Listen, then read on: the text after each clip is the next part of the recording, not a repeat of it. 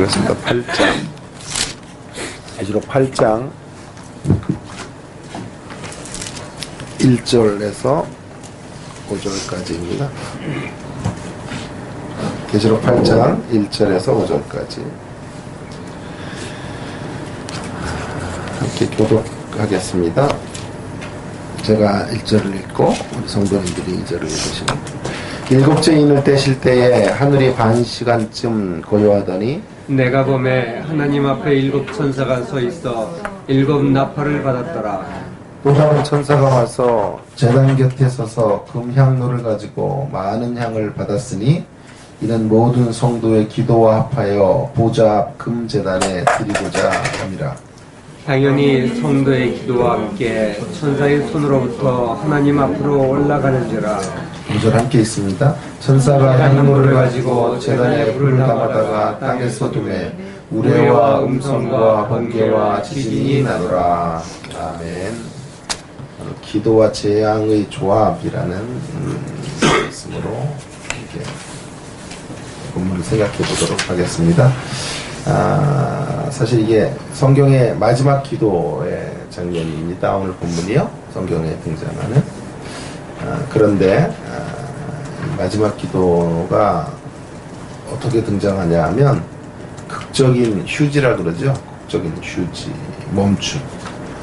1절에 보면 일곱째 인을 떼실 때에 하늘이 반 시간쯤 고요했다.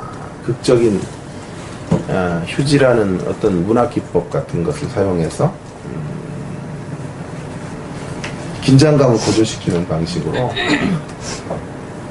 그렇게 기도의 메시지를 전달해주고 있어요.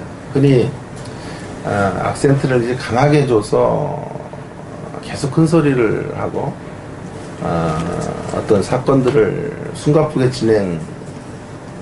진행시키면 훨씬 잘 이해가 되고 들릴 것 같지만 그렇지가 않아요. 이렇게 숨가쁘게 몰아치다가도 잠깐의 휴식과 쉼과 고조가 이제 있을 때 더 집중을 하게 되는 것이거든요. 지금 7장까지 숨가쁘게 논의가 진행이 되었어요. 그리고 이제 더 강력한 이야기들이 전개되려고 하는 순간에 성경은 지금 이 드라마틱한 휴지의 기간들을 잠깐 허락하고 있는 거죠. 설교를 하는 사람으로도 그렇습니다. 이렇게 막 이렇게 톤을 높이고 열정을 토할 때가 있지만 계속 그 어떤 높은 톤으로 설교를 진행해 가면 누적된 피로감들이 생기죠. 고조가 맞춰지면 잠시 또 숨고르는 시간들을 갖고 또 다른 국면으로 넘어가게 되는 건데요. 지금 이제 8장에서 그런 기법들을 통해서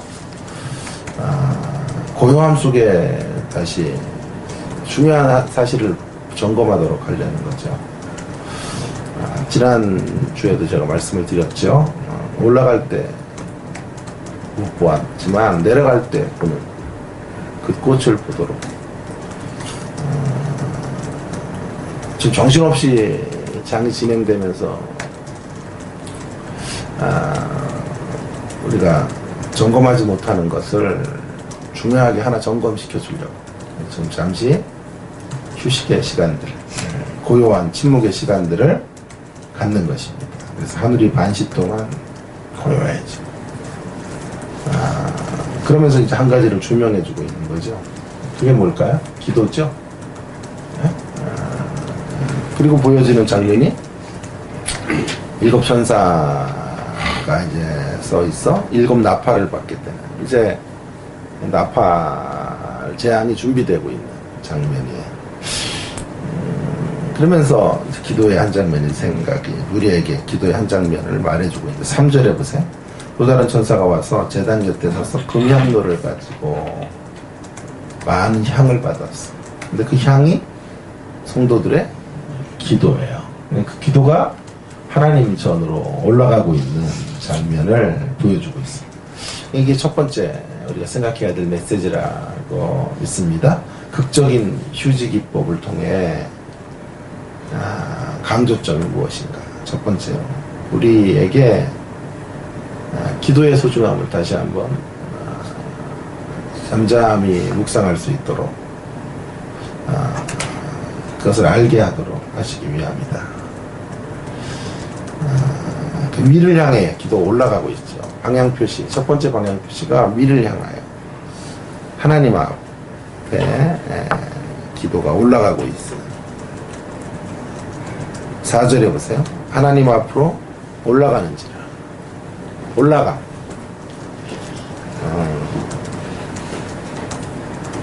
금향로에 기도가 담겨서 하나님에게로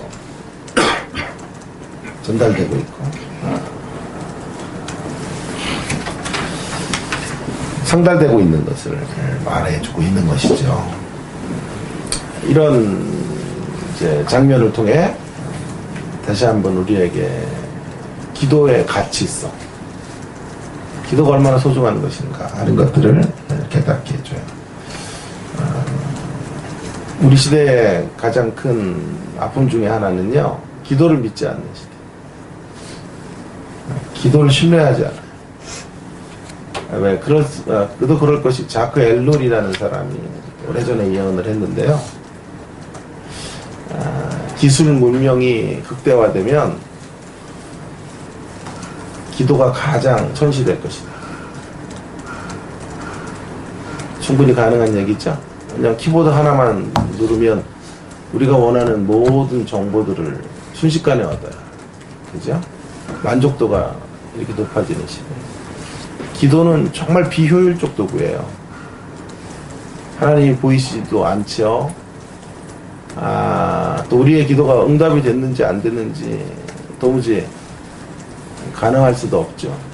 그런 자리에서 기도하자라고 하는 것이야말로 정말 어리석은 방법이 아니겠어요? 그래서 현대인들이 기도를 믿지 않아요. 아니, 기도를 많이 하지 않는 것을 떠나서 기도를 안 믿어요. 기도를 믿어야 될 거 아니에요. 기도를 믿고 이 기도가 하나님의 역사를 이루는 도구이고 우리의 운명의 물줄기를 바꾸는 어떤 강력한 수단이다. 아니, 하나님과 깊은 교제의 강가로 나아가는 가장 소중한 사귐의 시간이다. 이런 신뢰가 있어야 우리가 기도를 할 텐데요. 그런 신뢰가 없는 것이죠. 그래서 기도에 대한 이야기는 굉장히 우리를 부담스럽게 하고 또 어쩌면 가장 힘든 대목이에요. 신앙생활에서. 저도 개인적으로 고백하면 설교 준비를 통해 밤을 새라 그러면 셀 수 있을 것 같아요. 많이 새고 와요. 새벽에도. 네? 거의 잠을 잘 못 자고 제가 사실은 계시록을 수도 없이 강의했지만 다시 또 새로운 이제 흐르는 물에서 여러분들을 먹여드리고 싶어서 거의 잠을 못 자고 온단 말이에요. 자, 그래서 그런 것은 할 수 있다고요. 그런데 기도하면서 밤새라 그러면 저는 자신 없어요. 못 땡겨. 네? 그것이 우리들의 현주소이고 기도에 대한 신뢰도가 현격히 떨어져 있는 이런 세상에서 살아가고 있는 것이죠. 제가 대학원에 다닐 시절에 대학원에 이제 온 분들은 개중에는 일부 대학에서 이렇게 학생운동 같은 학생회장 같은 거 하던 분들이 꽤 많아요. 근데 우리 때는 누가 학생회장을 했냐면 고대에서 학생회장을 했던 분이 이제 은혜를 받고 대학원에 온 거예요. 이제 대학원에 왔는데 이 합동 우리 총신의 이런 한 행태들이 가관이거든요. 이사장 주인이 없잖아요. 총신이라는 학교는. 그러니까 이사장들이 한번 전보를 하면 평생 학교의 주인 노릇을 하고 인사 행정 이런 걸 다 관여하면서 그렇게 하고 하니까 이제 학생들이 데모를 하게 된 거죠. 저는 이제 원하지도 않았지만 이런 이제 대학에서 그런 운동권에 있었던 사람들이 다 임원으로 포진이 된 거예요. 그래서 학생들을 몰아가는 거죠. 이쪽으로 선동을 하는데 정말 기가 막혀요. 그래가지고 반드시 데모할 수밖에 없도록 만들어 놓는 거예요. 매일 학교에 가면 수업을 안 들어가고 이렇게 예배당에 들어가서 공청회를 하는 거예요. 그럼 이 사람들이 선동을 해서 연사들을 세워가지고 대중을 이끌어가요. 그러면 막 그 전까지 공부하자는 사람들이 전부 의기투합을 해서 수업 때려치자고 막 이렇게 가는 거죠. 지금도 이제 정신이 그런 사태로 번졌는데, 그 중에 이제 제 아주 친한 친구가 지금은 대구에서 목회를 하는데, 친구는 이제 경북대학을 나와서 거기서 하나님을 만난 거예요. 대학 시절에. 그래서 목회를 하러 왔는데, 그래도 뭐 오니까 데모만 하고 있고 이러니까 이게 뭐 말이 안 되잖아요. 그래서 앞에 나가서 자기가 이제 연습 발언을 하겠다. 그냥 앞에 나간 거예요. 나가가지고 우리 이렇게 하지 말자. 이거 뭐 하는 거냐, 이게 신학교에 와서 기도합시다. 정말 문제가 있다면 붉은 배옷이라도 입고 하나님 앞에 엎드리고 하나님이 이 문제를 해결해 주시도록 간구해야 되지 않습니까? 그렇게 얘기를 했는데 난리가 났어요. 막 아멘 하고 이럴 줄 알았는데, 야 이 새끼야 내려와, 너 죽을래, 이런 말도 안 되는 소리, 무슨 뭐 저기랑 총장이랑 짰냐 어쩌냐 막 그러면서 거의 그 친구를 죽일 태세예요. 너무 막 이렇게 과거에 또 전적이 안 좋았던 친구들은 벌떡 일어나서 막 때리러 나오려고 하는 거예요. 제가 저랑 제 친구 맷이 안 되겠더라고요. 빨리 데리고 뒷문으로 빠져서 도주를 했어요. 뭐 잘못했는데요? 기도하자 그랬다가 이 봉변을 당한 거예요. 기도하자고 우리 굵은 배옷이라도 입고 하나님 앞에 금식이라도 하면서 이렇게 총회관 점거하고 뭐 이런 거 기획할 게 아니라 그거 하자 했는데 난리가 났어요. 그때 제가 정말 깨달았어요. 신학생들조차도 기도를 안 믿는구나. 기도에 대한 신뢰가 없으니 그렇잖아요. 나가서 데모하는 것이 더 좋은 방법이라고 생각하고 하나님을 잠잠히 바라보고 하나님께서 역사하실 것을 응치하는 것은 선택하지 않고 하는 것을 깨닫게 됐어요. 기도를 믿지 않아요. 기도를 신뢰하지 않아요. 그러나 오늘 본문은 우리에게 분명히 이런 우리들에게 말씀하고 계시는 거죠. 기도가 가장 미련해 보이는 방식일지라도 기도야말로 하나님을 가장 존귀하게 여겨주시는, 하나님에게도 상달된 가치가 있는 행위라는 사실이죠. 성경이 우리에게 말씀해 주면서 기도는 소중한 것이다. 이것을 다시 한번 마지막 기도의 장면을 통해 분명히 알려주고 계세요. 자, 이제 오늘 제가 얘기하려는 거는요, 기도 일반, 기도에 대한 일반적 가르침. 그러니까 기도가 얼마나 중요한가, 기도를 왜 믿지 못하냐 하는 이야기가 그 정도 이야기가 아니에요. 그런 이야기는 오늘 본문만 가지고 할 수 있는 게 아니라 모든 기도에 대한 교훈을 통해 우리는 그런 이야기들을 접할 수 있겠죠. 자, 저는 오늘 이 본문에 있는 특별한 기도의 세팅을 좀 보고 싶은 거예요. 기도를 하자 이런 것도 아니에요, 저는요. 이 본문에서 이제 기도를 어떤 문맥 속에 말하고 있는가 하는 것들을 좀 밝히려고 하는 것이죠. 그래서 이제 보다 더 좀 구체적인 논의를 위해서 이제 조금 더 본문을 자세히 잠잠히 들여다보려고 하는 것이죠. 기도가 아까 위로 올라갔었죠. 그렇죠? 예? 아까 네. 기도가 하나님 앞으로 올라가는지라. 그러니까 기도가 같이 있다 라는 말씀을 드렸어요. 근데 거기서 끝나는 게 아니에요. 그러면 오늘 설교는 여기서 종결해야 돼요. 제가 누구라고 감히 하나님 말씀의 범주를 넘어설 수는 없다고요. 그죠? 그 테두리 안에서까지만 우리는 말씀이 주는 데까지 교훈을 받고 가는 거죠. 자, 그런데 이제 또 다른 장면이 하나 더 있어요. 그래서 이게 이제 주목해야 될 대목인데, 기도가 내려와요. 5절에 보면 천사가 향로를 가져다가 제단의 불을 이제 거기다가 집어넣고 땅에 쏟아요. 땅에 쏟았으니까 위로 올라갔던 게 아래로 내려가는 거 아니죠? 내려가는 거죠? 그죠? 땅에 쏟았더니 우레와 음성과 번개와 지진이 나더라. 자, 이 대목이 굉장히 재미난 대목이에요. 기도의 문맥이 어디인가 하는 거죠. 오늘 어떤 위치에 기도가 들어와 있는가 하는 거죠. 그리고 나서 6절에 이렇게 시작되는 7 나팔을 가진 7 천사가 나팔을 불기를 시작하더라. 그러니 기도가 지금 무엇과 연결이 되어 있나요? 땅에 쏟아지는 것과 함께 계속되어지는 인재양 7번째 것이 열리면서 나팔장이 시작되는 자리에 기도가 잠깐 들어와 있는 거거든. 그렇죠? 앞에는 어떤 내용이 있었어요? 우리 여태까지요? 예, 6장에서 6가지 인재양이 펼쳐졌었죠? 그리고 7번째 인재양이 오늘 이제 시작되는 이 자리 속에 막간이 있었어요. 7장의 막간이었죠.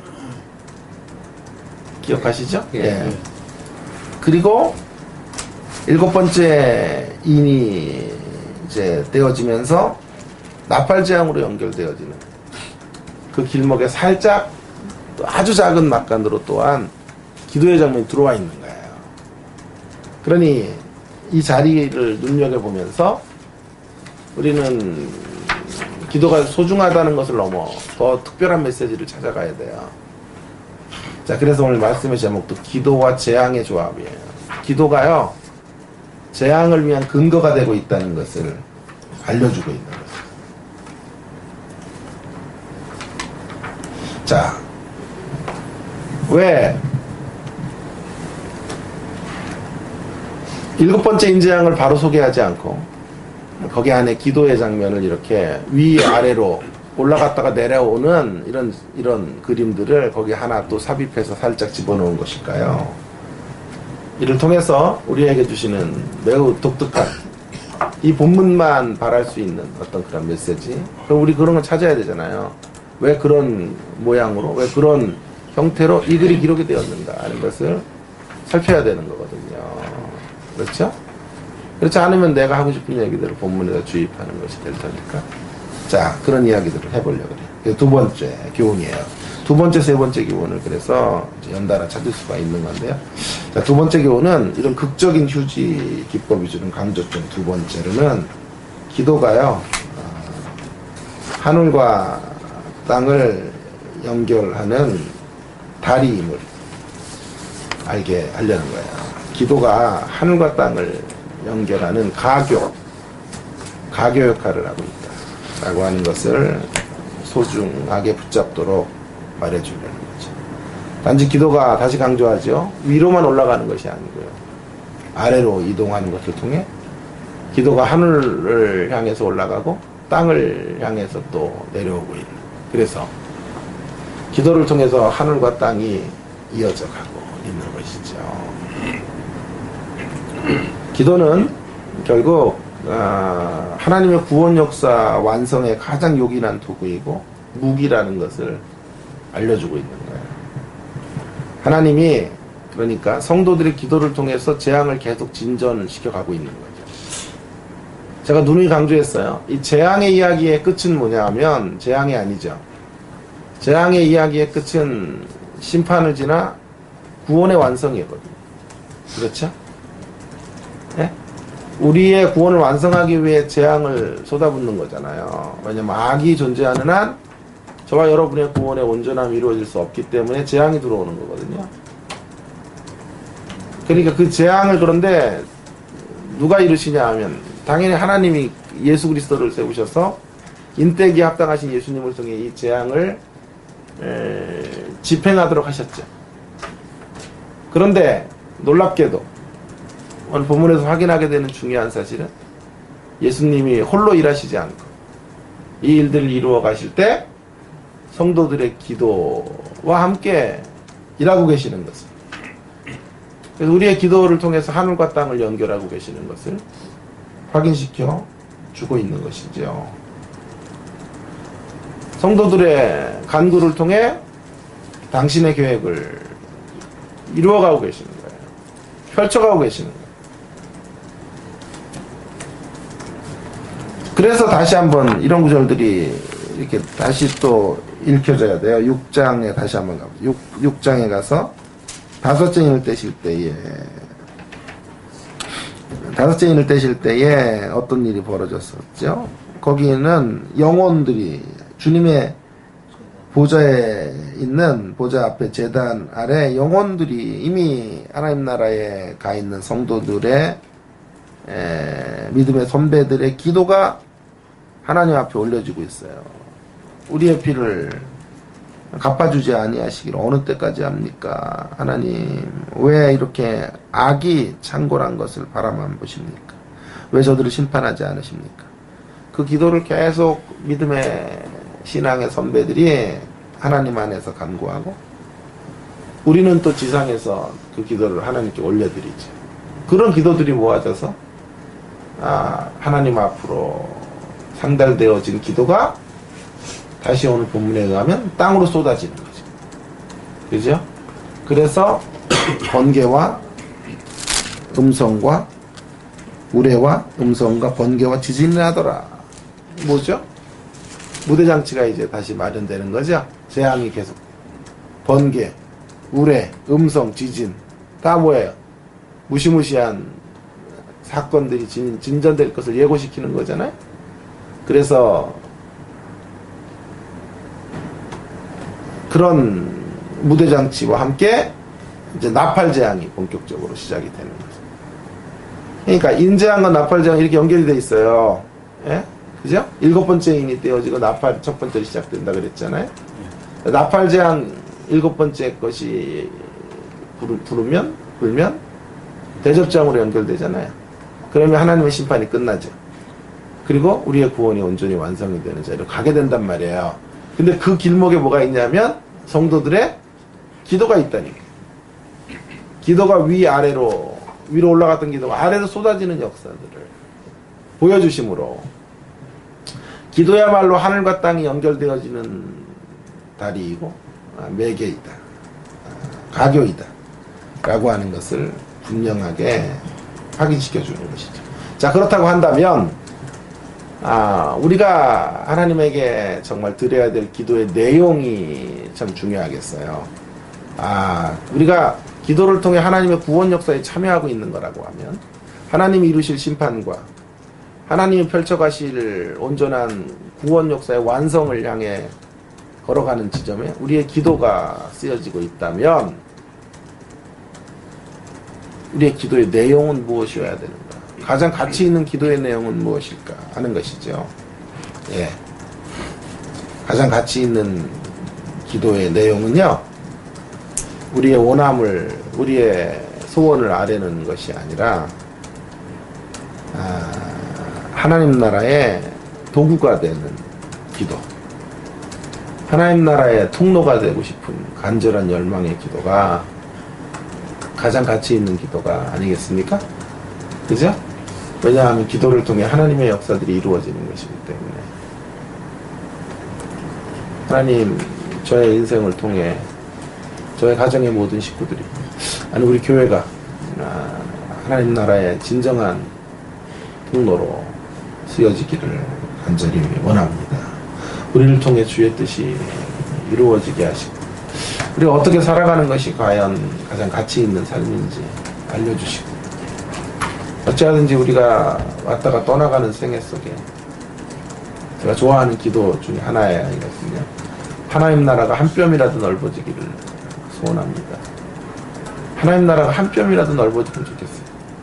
우리가 잠시 왔다 떠나는 이 세상의 인생살이를 통하여 하나님 나라가 한 뼘이 아니라 반 뼘이라도 진전되는 일들을 위해서 제가 쓰여지게 주시옵소서.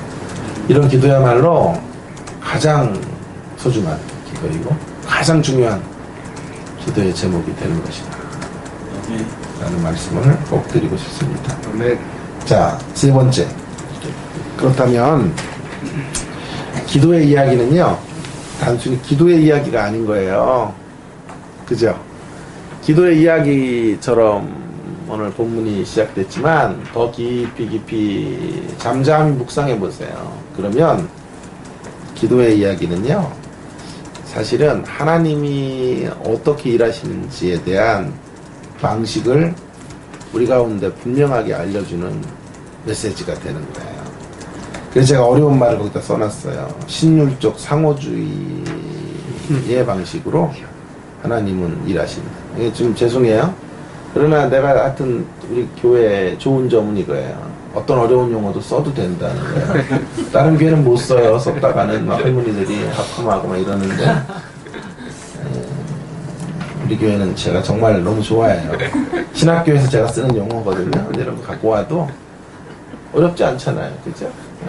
덕덕이시고 이러니까요. 신율적이라고 하는 것과 상호주의 이게 참 이게 연결이 힘든 거죠. 사실은 신율이라고 하는 것은 뭐죠? 기도를 통해서 하나님은 일하시는데 신율적으로 일하십니다. 그러면서 상호적으로 일하십니다. 신율이라고 하는 게 뭐냐면 하나님의 주권과 통치, 하나님의 지배를 통해 일이 이루어진다 이런 뜻이에요. 그러니까 모든 것을 총괄하시는 분은 하나님이시고 하나님 되심으로 일들이 펼쳐지는 거예요. 하나님의 일은요. 그죠? 그래서 신율적인 거죠. 신적인 거죠. 굉장히 용어만 어렵지 사실 아무것도 아니에요. 아니 막 교수들 속지 마세요. 맨날 용어만 하여튼 거기다가 색칠만 했지. 쉽게 이야기하면 하나님의 주도권이에요. 주도권 속에 그런데 놀라운 것은 그런 하나님의 주도권으로 하나님 홀로 일하시는 게 아니고요. 하나님은 언제나 상호적으로 일하신다 그래요. 제가 제일 기독교 신앙에서 감사하는 대목이 바로 이 대목이에요. 하나님이 상호적으로 일하십니다. 우리와 더불어 일해 가려고 하십니다. 그런데 자 보세요. 그런데 그 상호적이라고 해서 내 공로와 공적을 내세울 만한 근거는 마련될 수가 없어요. 왜냐하면 그것은 다 신율적이기 때문에. 예? 그러니까 하나님의 일에 우리가 참여되는 것이 우리의 노력이 없으면, 우리의 헌신이 없으면 하나님 나라가 이루어질 수 없는 차원이 아닌 거예요. 우리 영광의 차원으로 들어와 있는 거예요. 우리가. 네? 하나님이 우리를 그런 자리로 초청하셨다는 영광. 그러니까 결국은 이런 거잖아요. 우리 없이도 되는 거죠. 아니 사실 정확히 말하면요. 우리가 없어야 돼요. 하나님의 일에 우리가 이렇게 요긴한 인물들이 아닌 거예요. 사실은요. 하나님이 일하실 때 제일 편한 방법은 하나님 혼자 일하시면 제일 편해요. 이 파트너십이라는 게 제가 누누이 말하지만 서로 50대 50이 돼서 100의 시너지 효과를 내야 파트너가 의미가 있는 거예요. 그래서 파트너에서 돈을 반으로 갈라서 먹자 할 때 내가 가지고 있지 못한 기술이나 내가 가지고 있지 못한 어떤 달란트를 갖고 있는 상대가 나의 50을 메꿔주면 그래서 내가 혼자 하는 것보다 더 많은 이윤을 창출할 때 파트너십이 의미가 있는 것이잖아요. 그런데 하나님과 우리의 파트너십은 이게 하나님에게 영 도움이 안 되는 파트너십이에요. 기분 되게 나빠하시는데요. 정말이에요. 우리를 파트너로 불러서 하나님은 가슴앓이를 한참 하셔야 돼요. 다듬어서 써야 되거든요. 만들어 써야 되거든요. 어느 교수님이 그런 제안을 하더라고요. 우리 교수들끼리 모여가지고 한국교회를 위해서 좀 뭔가 좀 해보자. 학생들을 기대하고 교수생활 평생 30년 했는데 언제 키워서 언제 한국교회를 개혁하냐고 우리가 하자 이런 얘기를 하는데요. 그래서 제가 그러겠노라 했는데, 자 보세요.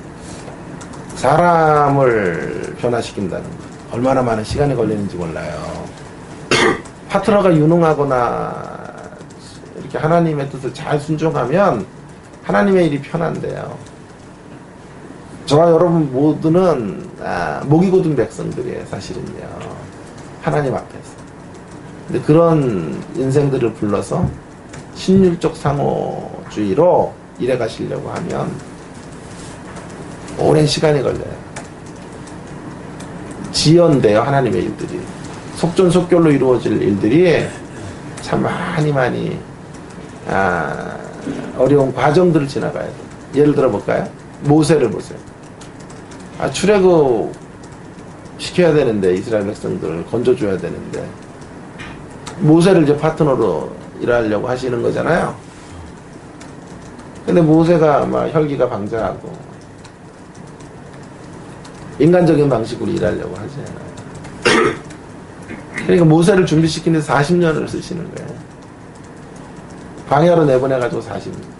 세상에 이런 지도자가 어디 있어요? 이렇게 비효율적인 지도자가 어디 있어요? 40년을 어떻게 기다리라 그래? 앞으로 40년 기다렸다가 쓰이. 말도 안 되는. 예? 4일이면 족하지 그냥. 4시간 만에 두들겨 패서 빨리 너 헤드락 걸어가지고 팔 2개 부러뜨리고 할 거 안 할 거야 이 원래. 그러면서 끌고 가면 가장 간단하지 않아요. 그죠? 근데 하나님이 한 인생을 이렇게 기다리신다. 인격적 반응으로 돌아오기를 원하셔서 하나님은 파트너들을 부르시고 잠잠히 바라보고 계신다. 그리고 시간의 과정을 통해 훈련시키시고 하나님의 도구로 쓰고 계시는 거예요. 자, 그러니 어때요, 여러분? 이 파트너십의 조합은 현명한 처사가 아니잖아요. 그렇죠? 그럼에도 불구하고 하나님은 고집하시는 거예요. 우리를 너여야 한다라고 늘 말씀하시고 너를 통해 일할 거다 라고 선언하시고 한번 붙잡은 자들을 결코 버리지 아니하시고 저와 여러분의 인생을 통해 하나님의 일들을 이루어가고 계시는 거죠. 그러니까 단순히 오늘 본문은 기도하자라는 내용이 아니고요. 하나님은 기도의 내용을 통해 일하시는 분일 뿐만이 아니라 기도자를 쓰신다는 뜻이에요. 기도자. 기도하는 사람들과 함께 파트너십을 이루어 일해 가시는, 상호적으로 일해 가시는. 자, 그러니까 왜 그렇게 일하시는 걸까요? 다시 아까 제가 강조해 줬듯이 왜 그렇게 일하시는 걸까요? 예, 이렇게 생각하면 안 된다니까요. 상호주의라고 해서 우리가 필요한 파트너이기 때문에 라고 생각하면요, 신율적이라는 단어를 잃어버리는 거예요. 기독교인의 파트너십은 신율적 상호주의라니까요. 하나님이 다 하시는 일에 우리가 초대된 상호주의지 우리가 50%의 기여를 하는 그런 상호주의가 아닌 거예요. 우리가 소리 지르지 않으면 돌덩이들로 소리 지르게 하시겠다 그랬지. 예? 우리가 주님 찬양하지 않으면 돌덩이들을 불러다가 돌덩이들로 소리 지르게 할 수 있어요. 나귀에게 입을 열어서 말할 수 있게 할 수 있다. 그죠? 그런데 우리를 부른 거예요. 우리가 필요해서 불렀다기보다는 우리에게 주님의 일이 필요해서 우리를 부르신 거예요. 주님에게 우리가 필요한 게 아니고요. 우리에게 주님이 필요하기에 그걸 주님이 아신다. 그래서 정말 보람 있게 살고 가치 있게 살고 의미 있게 사는 길이 무언지를 하나님은 아신다. 이런 의미 있는 삶으로 불러주시지 않으면 우리 한 생에 물질 쫓아가다가 명예 쫓아가다가 세상 사람들처럼 되는 것, 세상 나라 안에서 부강해지는 것, 우리의 인생의 목표를 두고 살다가 끝나버릴 거란 말이에요. 그래서 하나님께서 이 영광의 자리, 이 복된 하나님 나라의 사역의 동참의 자리, 이런 상호적인 사역의 자리에로 저와 여러분을 불러주신 거죠. 우리를 대접하시는 거죠. 우리를 영광스러운 자리로 이끌어 가시기 위한 거예요. 옛날에 어르신들이 아유 숟가락 하나 더 얹고 먹으면 되지 뭐 그런 거예요. 주님 숟가락 하나 얹게 해주시는 거예요. 우리에게 숟가락 하나 얹어 놓고 와서 밥 먹어. 밥상은 누가 차려 놓으시고요? 주님이 다 차려 놓으시고 그 위에 우리의 숟가락을 얹게 하시는 거죠. 그래서 주님 앞에 서는 날 잘했다 수고했다 하시며 영광의 트로피 우리에게 주시려고 박수갈채 보내주시고 상급이라는 이름으로 우리를 존귀케 만들어 주시기 위해서 주께서 오늘 우리를 불러주셨고 우리의 예와 함께 같이 동역하기를 기뻐하시며 교회를 이루어내라 말씀하시고 우리를 사용해 가시는 줄로 믿습니다. 저는 이런 얘기를 많이 해요. 제가 만약에 집을 져요. 집을 짓는데 이제 다 집을 완성했어요. 완성했는데 이제 5kg짜리 돌 하나 이렇게 마지막으로 얹으면 집 모든 공사가 끝나는 거예요. 이제 99.99%가 다 완성이 됐고 그 5kg짜리 돌 하나 옮겨 놓으면 이제 되는 건데요. 그때 이제 우리 딸을 초청하는 거예요. 준아야 같이 이거 옮기자. 그래서 저기 집 앞에 기념비처럼 이거 세워놓자. 그래서 제 딸을 초청했어요.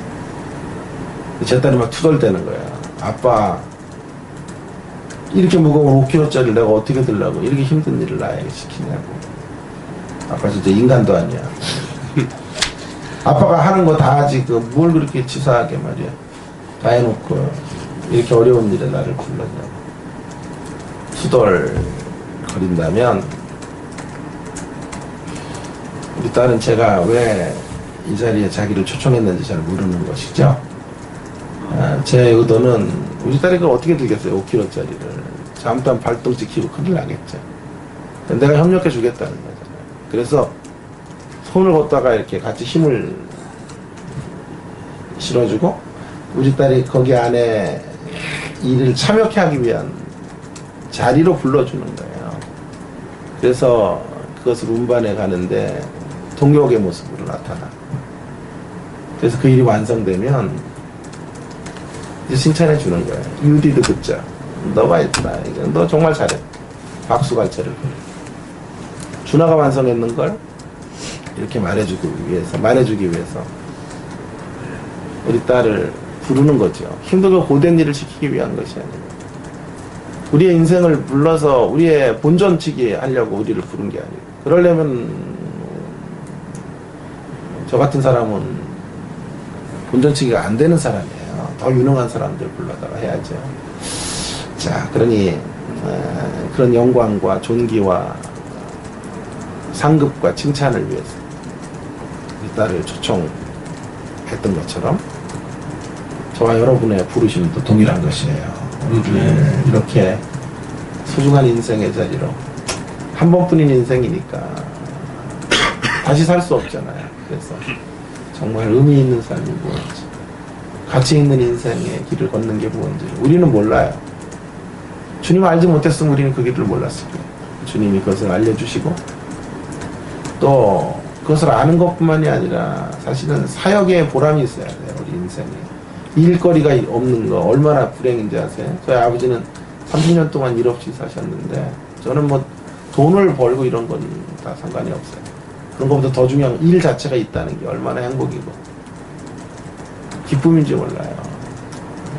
일이 있다는 거, 하나님 나라의 사역이 있어서 우리가 함께 일할 수 있다는 거, 이것이 정말 소중한 일이고 가치 있는 일들이기에 하나님은 우리를 불러서 같이 일해가자, 나의 동역자들이라고 말씀해 주시며 우리를 초대해 주신 줄로 믿습니다. 28장 창세기 마태복음 그 유명한 구절이에요. 자, 보세요. 19절, 19절에 보면요. 그러므로 너희는 가서 모든 민족을 제자로 삼아 아버지와 아들과 성령의 이름으로 세례를 베풀고 내가 분부한 모든 것을 가르쳐 지키게 하라. 자, 그러니까 이 일의 주체는 누구죠? 이 일을 해야 되는 사람은 너희죠. 너희잖아요. 너희는 우리잖아, 우리. 그죠? 제자들, 주의 자녀들, 주의 백성들은 가야 돼요. 우리가 가는 거죠. 모든 민족 제자를 삼아야 되고 가르쳐 지키게 만들어줘야죠. 제가 여기 와서 이렇게 여러분들에게 말씀을 전하듯 우리도 또 누군가에게 가서 이 일들을 하는 거잖아요. 그러니까 우리가 하나님 사역에 참여하는 건데 앞뒤를 잘 보세요. 신율적이라는 말의 의미를 앞뒤에다 찾아야 돼요.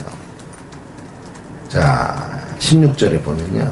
16절부터 18절에 보면 그 앞에 무슨 내용이 있냐면 예수님께서 이제 한산에 이르러 18절에 의심하는 사람들이 있었는데 18절에 예수께서 나와 말씀하여 이르시되 하늘과 땅의 모든 권세를 내게 주셨어요. 모든 권세를 주신 자리에서 가게 하시는 거예요. 그 권세도 보통 권세가 아니에요. 하늘과 땅의 모든 권세. 오늘 하늘과 땅에 나왔었죠. 하나님 보좌의 이야기와 땅의 이야기. 관통할 수 있는 모든 권세를 주신 자가 부르신. 그리고 끝이 어딘지 보세요. 내가 세상 끝날까지 그분이 모든 권세를 우리와 함께 하시는 그분이 20절 끝에 내가 세상 끝날까지 너희와 항상 함께 있으리라. 그 안에 있는 너희는 가서. 이해가 되세요? 너희는 가서라는 상호주의죠. 상호주의. 그러니까 앞뒤를 둘러싸고 있는 메시지가 더 중요한 거죠. 하늘과 땅의 모든 권세를 주신 그분이 세상 끝날까지 우리와 함께 하면서 가라 말씀하시는 거란 말이에요. 그래 우리가 가는 거지만 가는 게 아니에요. 사실은 우리의 노력이지만 우리의 노력으로 이루어지는 게 아니죠. 하나님이 배려해 주시고 하나님이 불러주시고 하나님이 잔치 마련해 주시고 하나님께서 배설해 주신 그 영광의 자리에 저와 여러분이 동참하는 기쁨과 보람과 가치와 의미와 그런 감사를 만들어가게 하시기 위한 차원으로 너희는 가서 모든 족속으로 제자를 삼고 아버지가 분부한 모든 걸 가르쳐 지키게 하라. 아멘. 그런 부르심의 자리로 저와 여러분의 인생을 초대하신 줄로 믿습니다. 아멘. 그 사실을 다시 한번 확인하시고 우리의 부르심 앞에 감격하는 이 시간 되기를 바라요. 결론이에요. 그게 오늘 말씀의 결론. 이것이 우리의 마지막 기도를 통해 우리에게 주시는 극적인 휴지를 사용해서 우리에게 주시는 메시지라면 이제 우리에게는 원망이 없어요. 하나님 안에서 우리에게 아무런 원망도 없고 불평도 없어요. 왜 이런 일을 나한테 맡기세요? 왜 하필이면 이렇게 힘든 교회 섬기라고 하세요? 왜 제가 이런 희생을 해야 되나요? 이런 원망이 없다고요. 에? 우리에게 맡기신 모든 일들은 하나님 우리를 필요로 해서 해달라고 하시는 게 아니에요. 나 좀 도와줘 얘들아 이런 게 아니에요. 그것이 우리에게 필요하기 때문에 아멘. 그 일을 통해서 우리가 보람을 느끼고 그 일을 통해 하나님 나라에 참여하고 그 일을 통해 주의 영광과 주의 은총의 삶을 누리게 하시기 위해서 맛보게 하시기 위해 아멘. 우리를 불러주셨고 우리를 사용하려고 하시는 거예요. 아멘. 그 사실을 기억하시고 그 어떤 무거운 인생의 짐이라도 감사함으로 감격함으로 감당해내고 제가 마치 우리 딸에게 10kg짜리 짐 지고 가자 그래도 그 의도는 다른 데 있어요. 그죠? 그 사실을 기억하면서 우리가 기쁨으로 우리에게 맡기신 귀한 일들 귀한 사람들 잘 짊어지고 그들을 하나님 앞에 세우는 일들을 위해서 사용되어지는 저와 여러분의 남은 인생의 시간들이 되기를 주의 이름으로 축원합니다. 아멘. 함께